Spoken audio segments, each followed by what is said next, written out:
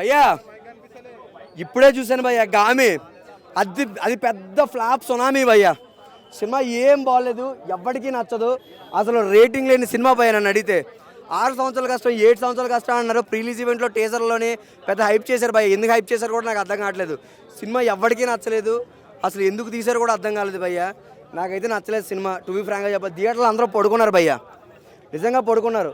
Chandni Chowdary character ఎందుకు వచ్చిందో కూడా అర్థం కాలేదు. ఆ మధ్యలోనే వచ్చింది, మధ్యలో వెళ్ళిపోయింది అసలు సినిమాలోని. నిజంగా సినిమా అసలు ఏ మాత్రం ఎవ్వడికి నచ్చలేదు. సినిమా డబ్బులు వేస్ట్ భయ్య. Better to go and watch OTT భయ్య.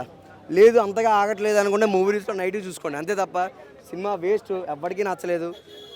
అసలు సినిమా అంతా తిప్పి ఒకటే క్యారెక్టర్ భయ్య. ఎక్కడికి వెళ్తుంది, మళ్ళీ అక్కడికి వెళ్తుంది, అదే ఎలివేషన్ ఇదే ఎలివేషన్, కంప్లీట్గా అంతా అక్కడికే పోతుంది భయ్య. ఏదో కేజీఎఫ్ స్టైల్ ఎలివేషన్ ఇచ్చారు కానీ పెద్ద ఏం లేదు. సో ఎవరికి నచ్చలేదు కూడా మూవీ. అండ్ నా పాయింట్ ఆఫ్ వ్యూ అంటే నాకైతే నచ్చలేదు.